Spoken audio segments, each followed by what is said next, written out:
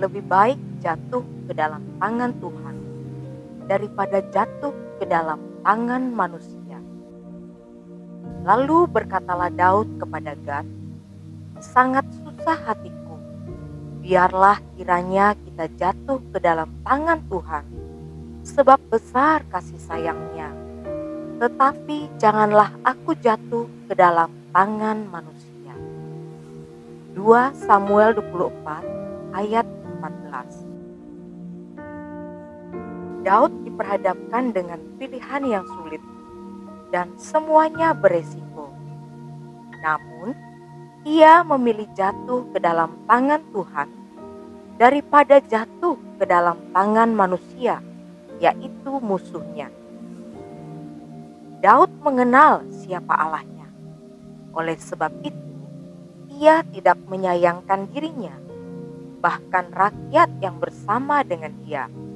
Karena Daud tahu, sekalipun Allah menghukum dan menghajar, itu hanya sementara saja, sebab Allah penuh kasih dan sayang. Lebih besar kasih dan sayangnya daripada niatnya untuk membinasakan. Buktinya, kita dapat membaca di ayat selanjutnya, 2 Samuel 24 ayat 16. Ketika malaikat mengacungkan tangannya ke Yerusalem untuk memusnahkannya, maka menyesallah Tuhan karena malapetaka itu. Lalu ia berfirman kepada malaikat yang mendatangkan kemusnahan kepada bangsa itu, "Cukup, turunkanlah sekarang tanganmu itu." Pada waktu itu, malaikat Tuhan itu ada dekat tempat pengirikan Arauna orang Yebus. Dari Daud kita belajar, menempatkan posisi kita sebagai anak akan membuat kita merasa aman. Sesalah-salahnya seorang anak ketika ia habis dihajar oleh bapaknya akan memeluk dia setelah itu dan mengobati luka bekas hajaran tersebut. Demikian kita sebagai anak-anak Allah. Kita akan merasa aman bila jatuh ke dalam tangan Tuhan. Sekalipun didikan dan hajaran Bapa itu sakit, namun membawa kita kepada pertobatan yang sungguh. Bapa akan memberi perhatian lebih kepada anak-anaknya yang mau sungguh-sungguh bertobat dan menyerahkan dirinya. Tidak memberontak.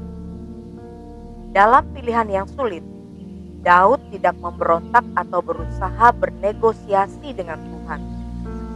Daud menerima keputusan Tuhan dan memilih salah satunya yang harus dihadapi bersama rakyat yang bersama-sama dengan dia. Jangan berontak ketika didisiplin Tuhan. Semakin berontak, semakin lama proses disiplinnya. Rendahkan dirimu di bawah tangan Tuhan yang kuat, maka pada waktunya Ia akan mengangkat engkau. Mengakui kesalahan kita di hadapan Tuhan dengan jujur.